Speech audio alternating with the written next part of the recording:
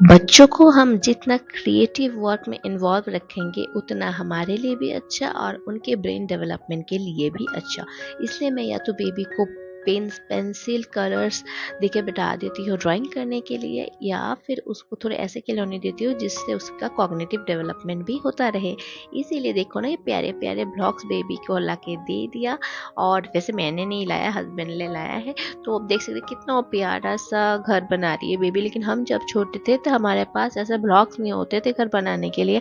हम peach board में ही का चीज से काट के दरवाजा खिड़की बना के घर बना लेते थे। है कि नहीं दोस्तों? कमेंट्स में ज़रूर बताना। तो बेबी को घर बनाने में व्यस्त करके मैं भागी किचन, और किचन में जाके बिठा दिया खाना, क्योंकि हस्बैंड की तबीयत खराब लग रही थी। तो वो बोले कि फ़िश करी नहीं खाएंगे, इसलिए फ़िश फ्राई बना दिया। और ये वाला फ्राई बना दिया, आलू फ्राई बना दिया, दाल और सोयाबीन था रात का, उसको गरम कर दिया। और पापड़ तल दिया, क्योंकि पापड़ उनको बहुत अच्छा लगता है। और अंडा बॉईल कर दिया। फिर भी वो खाने बैठे, लेकिन ज़्यादा खा नहीं पाए। उनको ज़्यादा खाने का बिल्कुल भी मन नहीं कर रहा, क्योंकि तबीयत एकदम ठीक नहीं जा रही थी। ठीक है। और इधर खाना खाने के बाद काट दिया मैंगो, क्योंकि मैंगो है सीजनल फ्रूट। सीजनल फ्रूट हम सबको ज़रूर खाना चाहिए, तो बेबी और बेबी के पापा को रोज़ ही देती हूँ। और यहाँ सानवी को मैंने चाय बिस्किट पिला दिया, लास्ट वाला उसने खुद ही ख़त्म कर दिया चाय खा के। और इधर सानवी के पापा स्कूल चले गए। उसके बाद उसको मैं पढ़ाने बैठ गई, क्योंकि सानवी का चल रहा है समर वेकेशन, और उनको समर वेकेशन को मेरे को अच्छे से मतलब यूज़ करना है, इसलिए उसको अच्छे से पढ़ा रही हूँ। क्योंकि तो नहीं तो स्कूल चली जाती है तो ज़्यादा वक्त नहीं मिलता है। और इधर उसको खाना नहीं पसंद है एग यॉक, यानी कि जो अंडे का जो येलो पोर्शन होता है। तो इसलिए मैं उसको अच्छे से पेस्ट बना के खाने के साथ दे देती हूँ। उसको समझ में नहीं आता। देखो कितनी बदमाशी कर रही है। खाने बैठती है, उसके बाद उसको 2 से 3 बार बाथरूम जाना होता है। फिर ये वो करते करते बहुत टाइम लगा देती है खाना खाने में। चलो खैर, उसको खाना खिलाना एक बहुत बड़ी बात होती है। लेकिन खाना खाने के बाद उसके बाद उसका होता है फ्रूट खाने का टाइम। लेकिन उसके बीच में थोड़ा गैप देती हूँ, राइस और फ्रूट्स खिलाने के बीच में वक्त देती हूँ।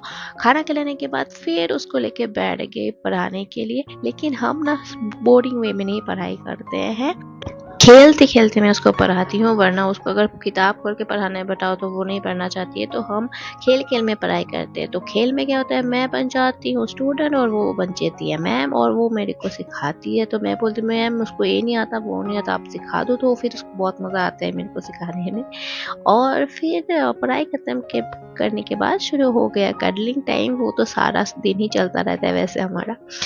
बीच में उसको फ्रूट्स खिला दिया, फिर खाना खिला के सुला दिया। फिर नींद से उठी, और उधर हस्बैंड की तबीयत भी ख़राब थी तो टेंशन हो रहा था कि कब आएंगे। इधर वो सोते सोते मैं रात का खाना बैठा दी, दूध भी गर्म कर लिया, और इधर चाय भी बना लिया अदरक डाल के, और इधर खाना भी रात का गर्म कर लिया। इधर नॉर्मली वो जल्दी जल्दी आ जाते हैं, लेकिन इधर देखो 7:30 बज गए, अभी तक आने का नाम नहीं है। और आज ही उनको आने में लेट हो गया, तो मुझको थोड़ा टेंशन हो रहा था। उस टेंशन के चक्कर में हाथ मेरा थोड़ा सा जल गया, तो मैंने थोड़ा बर्फ़ लगा लिया। और इधर आके देखती हूँ बेबी उठ गई। हाँ, और बेबी को थोड़ा सा चाय पिला दिया। मैंने भी चाय पी लिया, हम लोग ने चाय पी लिया, लेकिन हस्बैंड अभी तक नहीं आए। नॉर्मली जल्दी जल्दी चले आते हैं, लेकिन तबीयत ख़राब है उसी दिन उनको लेट होना था। अब क्या कर सकते हैं, ऑफिस का काम है भाई, बीच रास्ते में छोड़ के आ भी नहीं सकते। तो मैं बेबी को बोल रही देखो पापा अभी तक नहीं आए, लेकिन उसको तो उतना समझ में नहीं आता, छोटी है ना। फिर उसको दूध हॉर्लिक्स खिला दिया, और इधर मम्मी को बोला राइस बिठाने के लिए, तो उन्होंने बिठा दिया। देखो 7:45 बज गए तब जो वो जाके ऑफिस से आए के फ्रेश होने के लिए।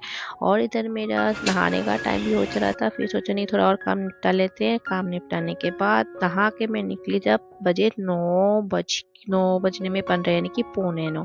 फिर हमने थोड़ा टिफ़िन कर लिया। 5 मिनट लगता है मुझे टिफ़िन करने में। लेकिन यहाँ पे देखो बेबी फिर से ब्लॉक्स लेके बैठ गई। चलो अच्छा है, क्रिएटिव वर्क पे जितना इन्वॉल्व रहती है उतना ही अच्छा। तो मैं सोची कि थोड़ा लेट जाती हूँ थोड़ी देर के लिए। और लेकिन तब भी हमको नहीं पता था कि हस्बैंड की तबीयत अचानक इतनी ख़राब हो जाएगी। तो वो गए थे बाथरूम से निकलने के बाद अचानक तबीयत और बिगड़ गई।